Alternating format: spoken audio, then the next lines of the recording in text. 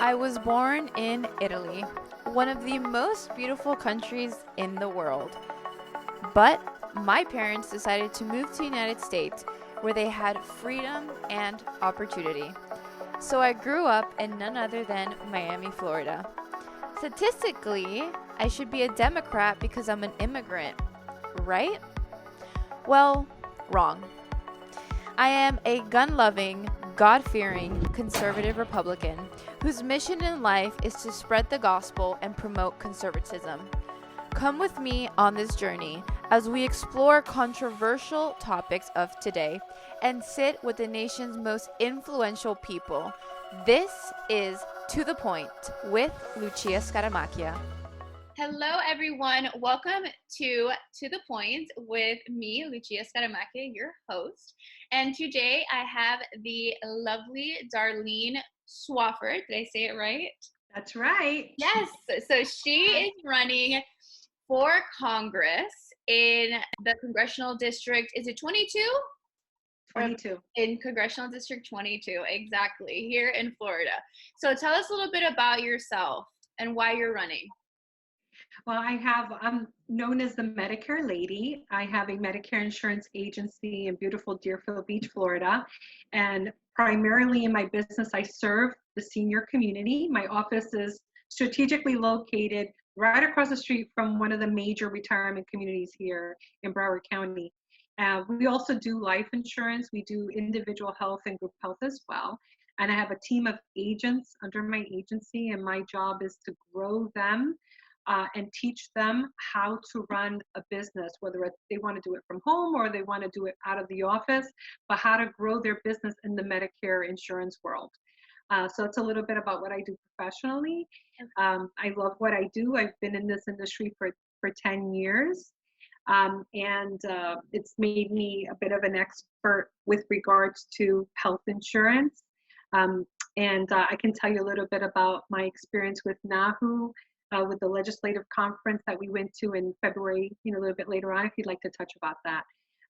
So that's a little bit about what I do. I have a 10-year-old son, and I have my mom. My mom's a senior citizen. She spends a lot of time with us, which, is amazing because she adores my son, and my son adores grandma. So, typical Puerto Rican grandma, lots of attention, lots of home cooked meals for us, lots of doting.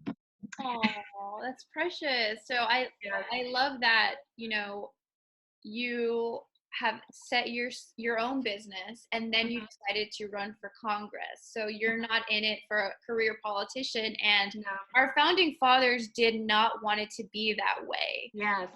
So they wanted representatives and senators to take time away from their business to serve their country and then go back. The goal was never to be this lifelong politician. So why have you decided to run? Well, the last 3 years, just watching politics play out in real time on our television was pretty eye-opening for me. I think I was just like you, or just like any other American. We focused on work. We had family lives. Sometimes I couldn't wait to come home to my favorite program on TV.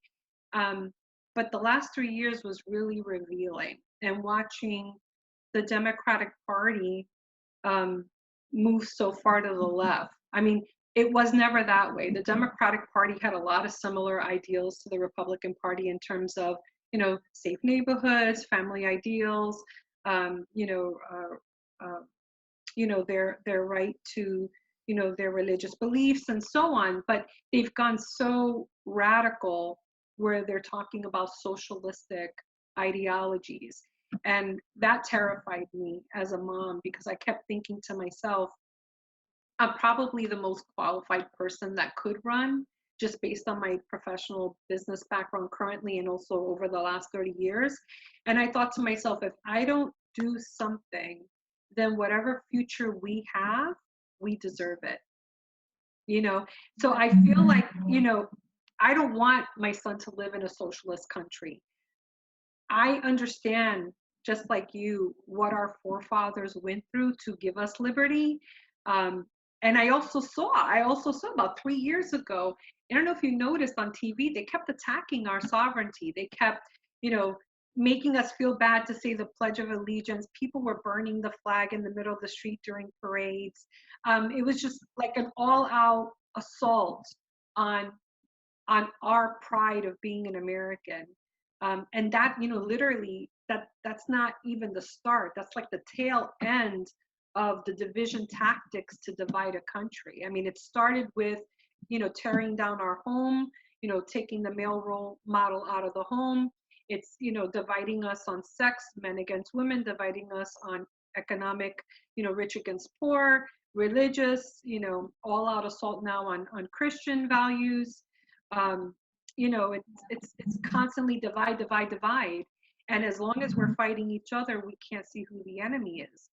We need to unite so we can see who the enemy is. And the enemy is an infiltration into our government at the highest levels, okay, to with programming and indoctrination tactics. Yep. To turn the culture of this country. Yes. So if anybody's paying attention, that's what you would see was playing out. All you had to do was watch TV and also do a lot of research, at home, and you come to this conclusion that, we're literally being attacked, whether we want to see it or not. It's interesting how with all these pressers with Donald Trump, he talks about the silent enemy or the hidden enemy, but I believe that's what he's referring to. It's attacking the enemy that is within, that we cannot see because they're at the highest levels of our government. Everything it's unbelievably embarrassing to me as an American that we've allowed our government to behave in the way that they have, with the whole Russian collusion, the highest level of the FBI and the CIA, the whole hoax, the impeachment hoax. They didn't even charge our president with a crime, but they had 2 articles of impeachment. Okay, just everything that they're doing is completely unconstitutional. And I kind of feel like as an American, I need to step in and bring some kind of order and a moral code of conduct back into Congress. And I need to be a voice, not only for my community, but for the country. So that's right. And it's so inspirational what you said and what you mentioned. Evil persists when good people sit back and do nothing. And so you're right. If we don't do something, and if good people don't rise up to run, to take these leadership positions, then we absolutely deserve the future that is ahead of us. We are all to blame, Lucia. We're literally all to blame. And I'm to blame. I never cared about politics. I didn't even care who was running in a primary. I mean, up until like maybe 10 years ago, I never cared. I was like everybody else. But you know what? I kind of wonder, did they indoctrinate us not to care? So that's a thought, right? There's a documentary that just came out. It's called Out of the Shadows on YouTube. I saw that. Oh man. So it just came out a few days ago. And I would encourage the audience to watch before they take it down because it exposes so much. And just a note I want to touch on, when you are watching the news, when you are just scrolling through your feed and scrolling through the content, really sit back and analyze and start critical thinking. What am I watching? Yes. Why are they saying this and that? Just don't believe everything that's thrown at you. And so I love that you're touching upon. Yes, it's the constant programming. And in some respects, you just need to turn off the TV. I mean, I watch certain channels, but for the most part, I do a lot of my own research. But I agree with you, Lucia. It's literally constant programming for the masses to think the way that we do, to take a back seat, to not care. To create this utopia that doesn't exist. Exactly. There's no utopia in socialism. There's no utopia in communism. There's no utopia even in a monarchy. And when our forefathers were putting together our Constitution, they studied every form of government throughout history, going back to the Roman times. And they said, you know what? The only thing that's going to make sense, because everybody that is in this country fled another country to have a free life. Even all the indentured servants that came here, it was to have a better life, even if they had to work to pay off the debt to get here. Okay. It was all because they wanted a better life. And how do you create a government for people that are free the moment they step on the grounds here? Okay. So they came up with the idea of a republic, which was completely innovative and brilliant at the time. And that's why when they were like hashing it out, and as soon as Benjamin Franklin came out and they asked him, so what did you come up with? And he said, a republic if we can keep it, because it's so fragile. It's such a fragile state that our government is. I mean, we the people, our rights are inalienable, right? They come from God, right? Our Constitution protects those rights, and our government enforces those rights, okay? And our government forgot who they serve. They serve we the people. They don't have the power. We have the power. We need to take back our power. And that's the goal of November 2020, is to take back the power, because I am part of an American movement of everyday Joe Schmoes. You can call me a Joe Schmo, I don't care. So I'm part of that American movement with a focus of taking back our country and serving we the people. Oh, that's powerful, because the government has done such an incredible job in brainwashing people into thinking we're a democracy when we're not. We're not. Thinking that Congress is above all when they work for us. Yes. So it's time to start hitting the truth again and really studying history and reading our Constitution. So I love this conversation. Thank you so much. I'm glad we went down that road. But just so the audience can learn something more about you. Sure. Tell me something that I wouldn't be able to tell about you just by looking at you. Okay. By looking at me, you would never know There that when I was born, I had an issue with my feet and my legs, and I had to wear braces. And then when I was a teenager at 12, I had scoliosis and had to wear a back brace for 4 years. So I've always had like a calcium and magnesium deficiency, and I need to take supplements. But you would never know that as much as I walk straight with my feet and my legs and my back, it was all because of braces. Oh. And I still suffer. I still suffer from back pain. It's a constant thing. I suffer from back pain. Yeah. Oh, are you able to take pain medication for that so you don't feel okay. I take no pain medication. Pain medication makes me very nauseous. Like I had 2 surgeries, I had a C-section, and before that I had a myomectomy. So pain medication makes me very nauseous. But no, I don't take pain medication. I manage it through stretching exercises. Okay. And I do a little bit of the Tai Chi movements in the morning. It's just something that my physical therapist had taught me how to do. And that constant motion and the constant strengthening of my back muscles help me. Oh, that's awesome. Well, thank you for sharing that. I know it's going to be a huge encouragement. For me, I think the biggest thing that you wouldn't be able to tell is that I suffer with clinical anxiety. So my anxiety is really bad. However, I put my faith and trust in Christ and have been working on it. And I can say that I can't recall the last time I had an anxiety attack. Oh, that's awesome. Congratulations. By God's grace. And after college was over, it was kind of, everything went away. I didn't have to stress anymore about, getting papers in or those exams. So I think college definitely had a huge impact. Impact. Maybe the stress of having to go here and there, and the reports that were due. Exactly. Culminated. So tell me, what do you want your legacy to be? I just want to have my son have a better future. He didn't ask to be born. I literally forced him out of my back. I was 42 years old when I had this child, and I went through fertility treatments and everything. So he was not asked to be born. I like pushed him into the world.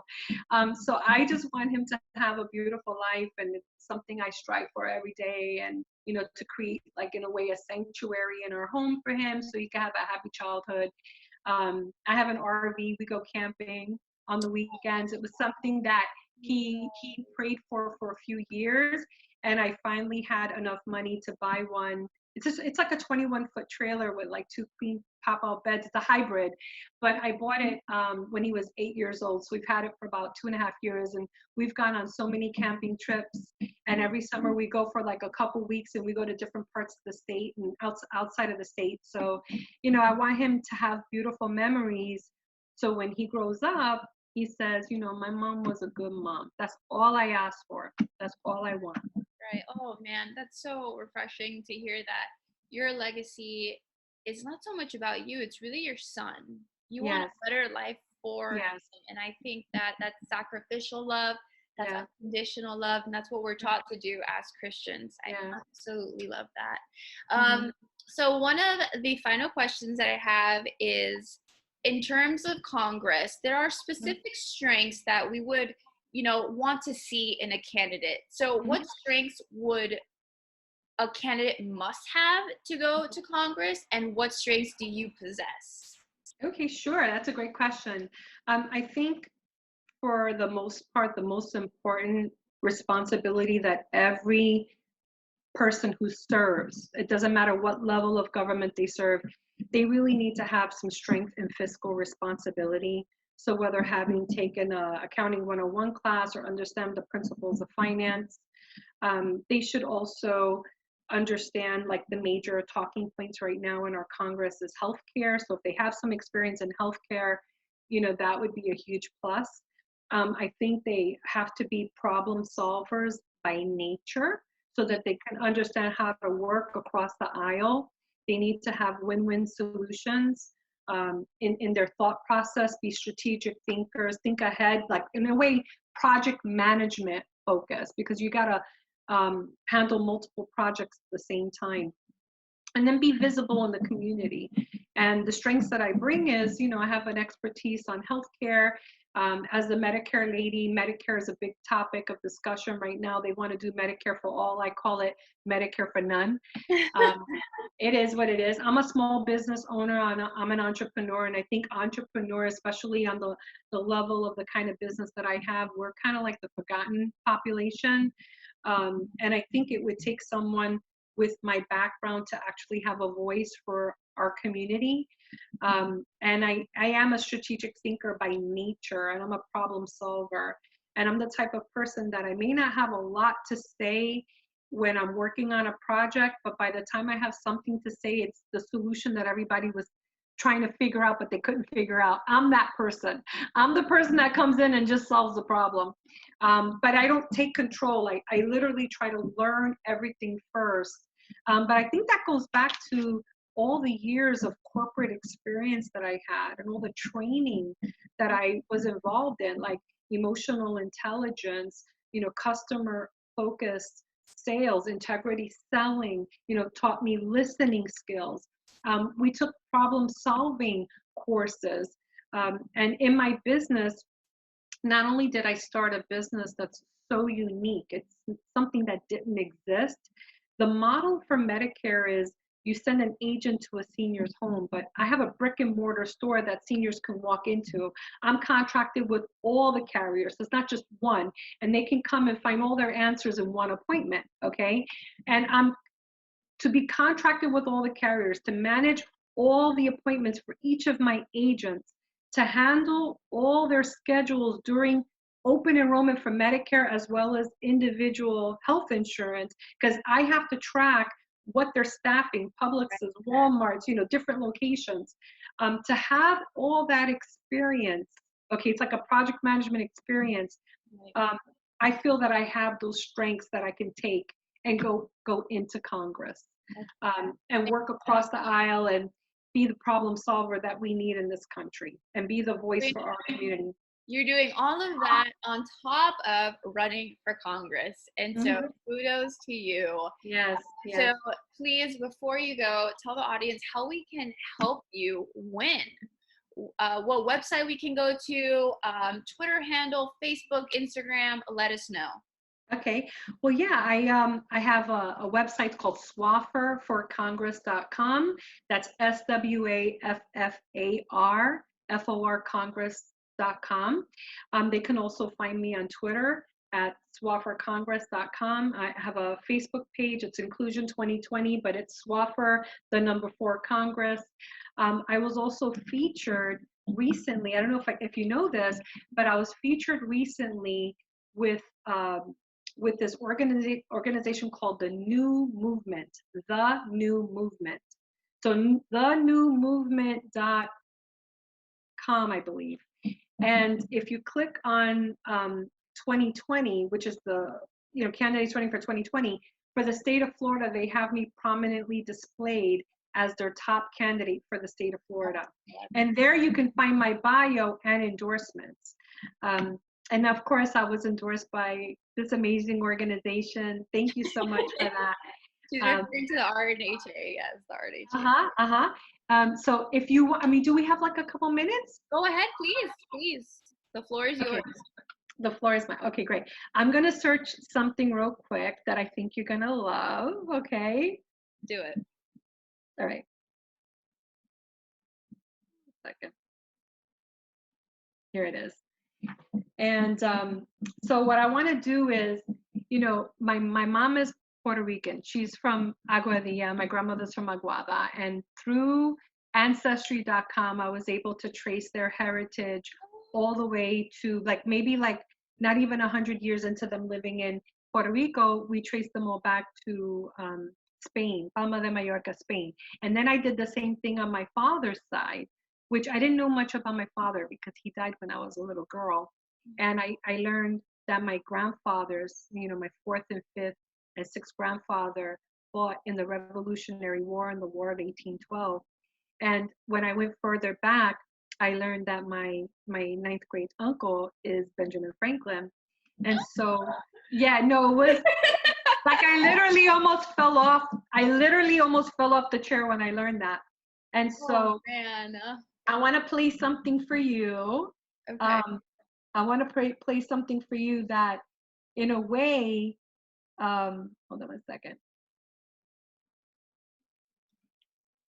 To get your audience going. Remember the Schoolhouse Rock preamble? Constitution. Remember this one? So we're gonna sing it together, okay?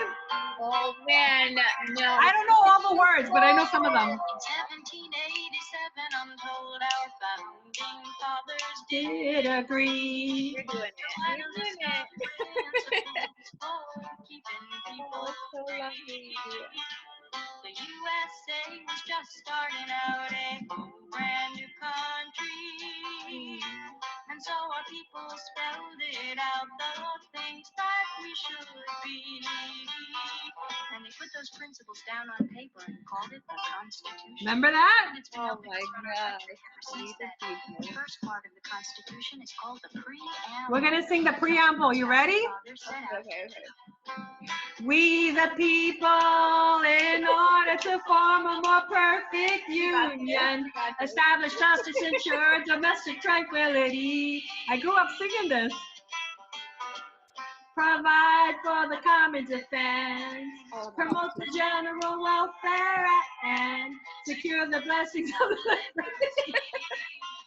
ourselves and our posterity, do ordain and establish this Constitution for the United States of America. Did you like that? Oh, that was so much fun. I love that. But also, I wanted to note that if Benjamin Franklin was in my family line, man, I'd be walking all over. Like, do you know who you're speaking to? Okay, because I am in the line of Benjamin Franklin. So So He's on the $100 bill, and I never knew. exactly. That's my uncle. So show some respect. But it was such a pleasure to have you on. I had so much fun. You're a joy. I am so looking forward to the victory celebration that will happen once you win. Oh my gosh. And do you have any other website where we can donate, or your main website we can donate to your campaign? Yeah, my main website, swaffarforcongress.com. There's a donate button on the top. All they have to do is hit the donate, and we need the donations. Believe me, we're not going to win if we don't get donations. We're just not going to win, and that's across the board. Any of the candidates, for whatever reason, the Republican Party, they don't donate the way that Democratic candidates donate. Democrats, they have a playbook. They take the strongest candidate, they build a dream team, and then they're literally helping that candidate fundraise for the whole year. And there's a lot of name brand recognition for that candidate going into an election, right? Sure. Republican Party, no, hun. We're on our own. So every bit helps us, because without the donations, we cannot have, let's say, a full page ad in a retirement community, which is like, you want to hit the senior community. They're the ones that come out and vote. They care enough to save the country that they helped build. So for them, it's a deeper meaning, to have the signage, to have the lawn signs, all those materials cost money. The only way that we're going to be able to fund it is through donations. So I would really appreciate everyone's help. Definitely. Thank you for sharing that with us. Thank you for coming on. And I hope to see you very soon for that victory campaign. Thank you. Appreciate it, hon. It was great time being with you. Yes. All right. Good night, everyone. We'll Good see night. you on the show. Bye.